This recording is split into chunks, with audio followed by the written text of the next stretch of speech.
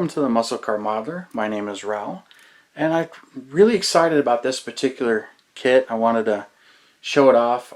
I'm going to be redoing this one. It's not really a restoration, but it's an unfinished kit. But what you're looking at here is for the most part, it's a 69. I'm going to call it a 69, but they made it from 68 to 71, and there's about 11 or 12 of them. But it's the Baldwin Motion GT Corvette. Many different mods. This is from Mini Exotics, and believe it or not, I've been wanting to get one of these for years. I've purchased many exotic kits. Most of them on eBay. Some of them I did buy direct from R&D Unique when Mini Exotics was being sold through R&D Unique. But this one came to me in a more unusual manner. I did a little sneak peek on it. But through Facebook and another purchase, I shared a resin body, wondering who the caster was. I had my thoughts, but I wasn't 100% sure. And I posted the picture up and said, does anybody know who cast this kit? And a few people made their comments, but then Gerry pops up from Canada, pops up and says, hey, yeah, that's one of mine. And this particular one is a GT40 Roadster kit. He goes, yeah, that's one of mine, and it's an early one. I can tell by the color of the resin that it's one of mine. I'm like, oh, cool. Didn't know he was still around, and we got to chit-chatting a little bit about what he's been up to and what he did. But he sold Mini Exotics off to R&D Unique in about 2000, so he hasn't been making these for 20 years. And I don't think Mini Exotics R&D Unique sold this one. But I'm not 100% sure on that.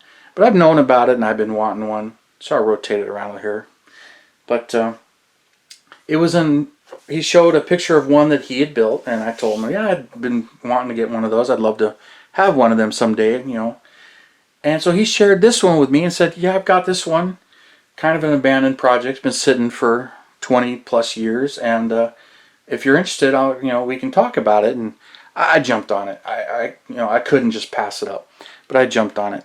And he said he's not even sure if this is original master or it's a resin. I did some sanding on the inside. It's resin, but I love the color. Wish I can keep the color. It's a lacquer and it's got some cracking going on. But I need to strip the paint on it, so that's going to be the next step. But what came with it is some of his research and information. There's some magazine clippings that he sent with it, with some handwritten notes, and some more pictures of the actual car. A couple of the cars actually, but the actual car and the Phase 3 GT and some of the other cars. There are 11 cars, and they're not all the same. And matter of fact, only one of them really has these scoops on the side, which is the one he was replicating and I'll be replicating. Got these really vintage decals that came with it. I don't think I can use these. I'm not too worried about it, as I have other decals that I can use. It came with a few other parts as well from the donor kit and some other parts, and the photo etch parts are in here as well because it came with some photo etch parts, the original kit. But he had done some work to it and was getting it going. So he did the engine and wired the engine. I'll probably redo some of this. There's some parts missing off of this donor kit, but I've got donor kits, so that part's not a problem. Or even getting, it's the same 69 Corvette that recently was issued as the Yanko, even though really isn't anything done to the Yanko. But the Baldwin Motion kit. Liking the wheels and the spinners he put on there. So I'm really pleased with getting this particular one. Don't know if I'll keep his interior or use another one. Don't really know, but main thing is I gotta salvage the body. So I'm a little nervous. Main thing is stripping this thing in the stripper. So, and then the hood scoops opened up. Pretty sure the hood's resin too, but I had sanded on the inside here and verified that this thing is actually resin. So I'll put this in the purple power pond and monitor it when it comes to stripping resin. With plastic you can dip it in there and leave it overnight, but with resin it can eat that too, so you got to be careful and let it strip, but slowly let it soak for an hour or two and scrub it off and take whatever paint and do it in stages. I've had to do that a couple of times, so this won't be the first time I stripped a resin model, but I'm a little nervous about it because most of the time it goes pretty well, but you can mess it up.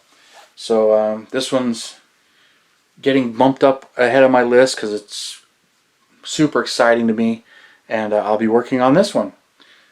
So thanks for tuning in, and subscribe if you like the content and everything, and we'll see where this one goes and what color it ends up being. It's probably going to be a gold color. I don't know what paint this actually is, but it'll be a real similar color because this pops. But stay tuned in, and we'll see what happens with this one in the next few months or so. Thank you.